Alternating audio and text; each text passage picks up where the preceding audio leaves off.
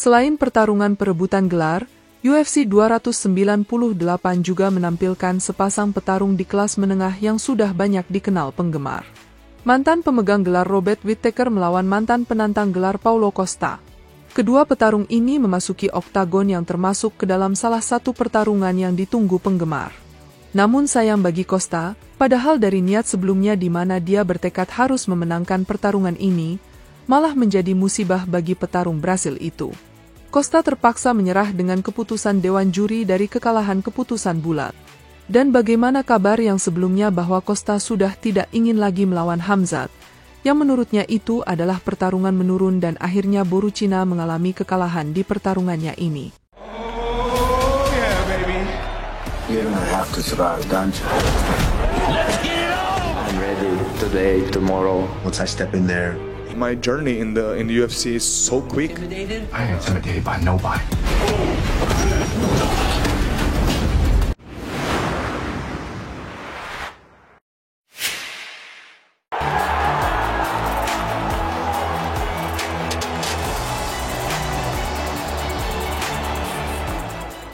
Setelah mengalami kekalahan TKO di tangan Dricus du Plessis, Whittaker memulai pertarungannya di UFC 298 dengan terlihat sedikit buas yang terkesan agresor di sepanjang pertarungan berlangsung. Dan hasilnya pun terbukti.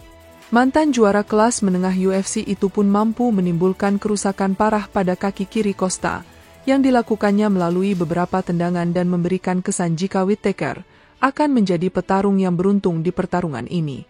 Babak pertama pun berlangsung cukup kompetitif, dengan Whittaker yang kerap memperoleh keuntungan kecil melalui serangkaian tendangan ke arah betis kaki depan Costa. Meski demikian Costa sempat membalas dengan satu tendangan berputar yang waktunya persis di detik-detik terakhir ronde berakhir. Meski berlumuran darah dan babak belur, Whittaker tampil menjadi petarung yang lebih segar sepanjang ronde kedua. The Ripper juga terus menyerang kaki Costa dengan kombinasi 1-2 tendangan yang cukup brilian. Namun Costa juga terlihat menguasai dengan beberapa kali memberikan tendangan yang cukup keras ke arah wajah The Ripper. Anehnya petarung Australia 33 tahun itu malah seperti tidak merasakan dari kerasnya tendangan yang sempat dilesatkan Costa. Dan sepanjang pertarungan selama 3 ronde itu berlangsung, Whittaker jelas lebih mendominasi poin dari beberapa upaya serangan yang dilancarkannya. Padahal dari bagian pertarungan itu berlangsung, The Ripper sempat menerima serangan Costa yang mengenai mata sebelah kirinya. Dan meskipun dengan bentuk yang lumayan memerah akibat dari beberapa hantaman Costa, akan tetapi petarung Australia itu akhirnya mampu memenangkan pertarungannya dengan keputusan bulat, untuk skor 29-28 dikali 2 dan 30-27.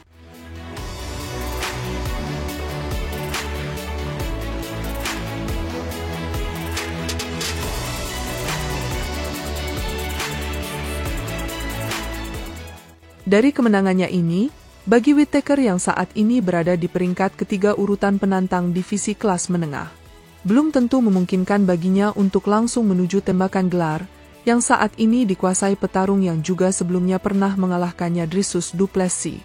Rasanya tidak begitu fair jika UFC memberikan hasilnya kepada sang juara untuk saat ini. Karena rotasi di kelas menengah akan terlihat berputar di satu titik, sementara ada beberapa pesaing lainnya yang mungkin lebih bisa dikatakan layak untuk mendapatkannya. Namun itu semua belum diketahui pasti bagi promosi apa kelanjutan dari kemenangan The Ripper ini. Dan jika dilihat dari reaksi yang diberikan oleh juara divisi kelas ringan Islam Makhachev, di mana bintang Dagestan itu mengatakan bahwa Whittaker telah menampilkan gaya pertarungan yang hanya dimiliki dari seorang petarung yang memiliki level IQ tinggi. Tentunya sangat menarik untuk menempatkan Whittaker di pertarungan ulangnya dengan Dricus du Plessis yang kali ini berjudul pertarungan gelar.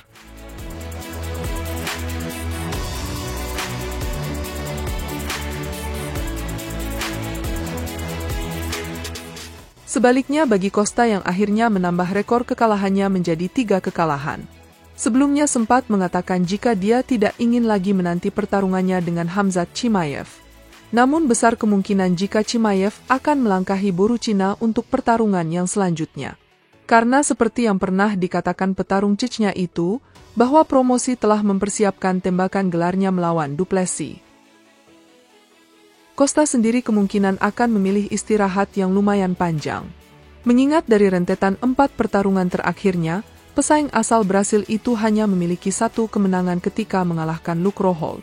Dan mungkin setelah kekalahan Paulo Costa ini merupakan waktunya bersenang-senang bagi Khamzat.